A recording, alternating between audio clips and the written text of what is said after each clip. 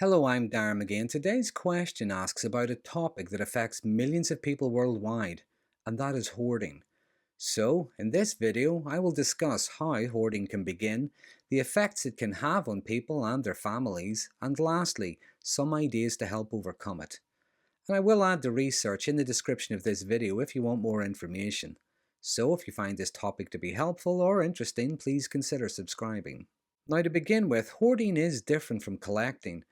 People who have collections such as models or memorabilia of some kind tend to search out specific items, and they usually organise and display their collections. They might even feel quite proud to show those collections to other people.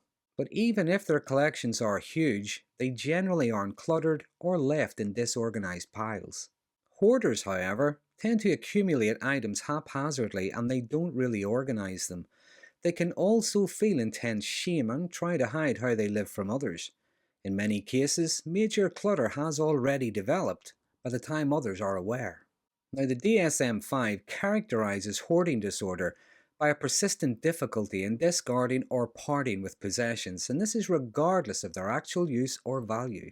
There's an ongoing difficulty being able to throw away or part with possessions because someone believes they need to keep them, and they can experience distress at the thought of getting rid of the items. But although hoarding is often seen as a distinct disorder, it often coexists with other mental health conditions such as depression, anxiety, and obsessive compulsive disorder, and it shares some features with these conditions.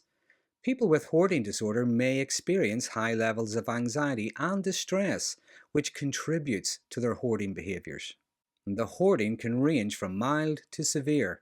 In some cases, the hoarding may not have much impact on someone's life, but in other cases it can seriously affect their daily functioning.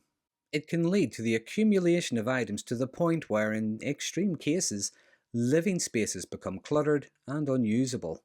There could be cramped living conditions with only narrow pathways winding through stacks of clutter. They might not be able to use some areas of their home for their intended purpose. For instance, they might not be able to cook in the kitchen because there are things piled everywhere. When there's no more room inside the home, the clutter may spread to other storage areas like the garage, the yard, sometimes even the car.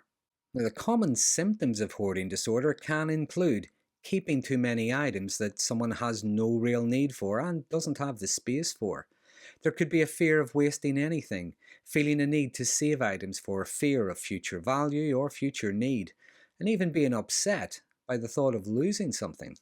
Now, Dr. David Tolin, a leading researcher in the field, points out that hoarding often starts in childhood or adolescence, but it becomes more severe in adulthood, and the behaviours can start in various ways and often develop over time. Common triggers include experiencing a significant loss or a trauma. For some people, hoarding can become a coping mechanism to deal with grief or stress. Hoarders can form strong emotional bonds with their possessions, believing that these items are essential for their happiness or their safety. The fear of losing something could trigger a fear of losing a connection. For instance, a hoarder might want to hold on to a receipt from a cinema because of the association of a good night out with friends. And there is some evidence to suggest that hoarding can run in families, which indicates a possible genetic component or a learned behaviour, or perhaps both. Some people with hoarding disorder may have perfectionistic tendencies and they fear making mistakes. So they may hold on to items because they worry about losing something important. But the impact of hoarding extends far beyond a cluttered home. It can have severe, sometimes debilitating consequences on various aspects of someone's life. A study published in the Journal of Clinical Psychology found that people with hoarding disorder reported significantly lower quality of life compared to the general population. And living in cluttered environments can pose serious health risks, including falls, fire hazards, and unsanitary conditions that could attract pests. It can also strain existing relationships with family and friends. Loved ones may feel frustrated or helpless, and this could lead to conflicts and emotional distance. And this can exacerbate feelings of anxiety, depression, and shame. The nature of a hoarder's environment can lead to social isolation. Hoarders can fear others finding out how they live, so they keep social interactions to a minimum and usually away from their home. The continuous acquisition of items can lead to financial problems, including debt or legal issues such as eviction. It could also lead to employment problems such as poor performance. Other factors of hoarding can include trouble making decisions and problems with attention, organization, and problem solving. And an unfortunate consequence of hoarding can be that items that really are important may actually get lost in the clutter. Now, it is important to note that hoarding disorder is a complex mental health condition. Not everyone who exhibits hoarding behaviors will meet the criteria for a formal diagnosis. Also, the causes can vary from person to person. The development of the behaviors are likely to be influenced by a combination of factors. And overcoming hoarding can be challenging and difficult, but it is possible with the right strategies and the right support.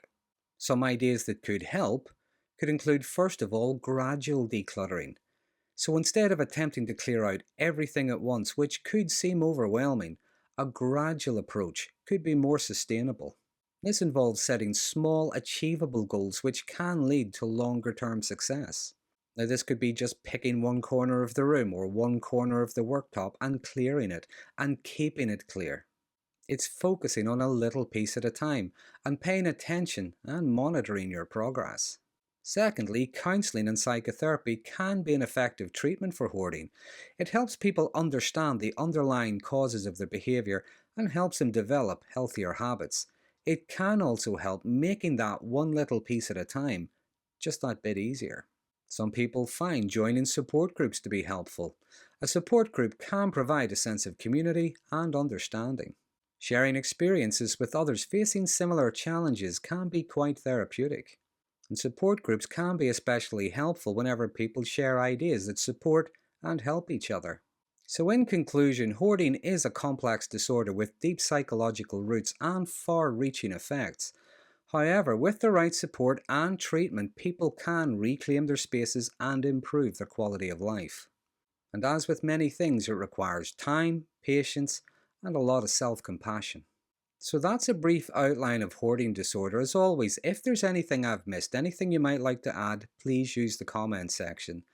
But if hoarding is something you've struggled with, now if there was anything you found helpful and you feel comfortable enough to share it, please do so. Someone reading it may appreciate your wisdom and your experience. But if you find this topic to be helpful, please consider subscribing, and until next time, thanks for watching.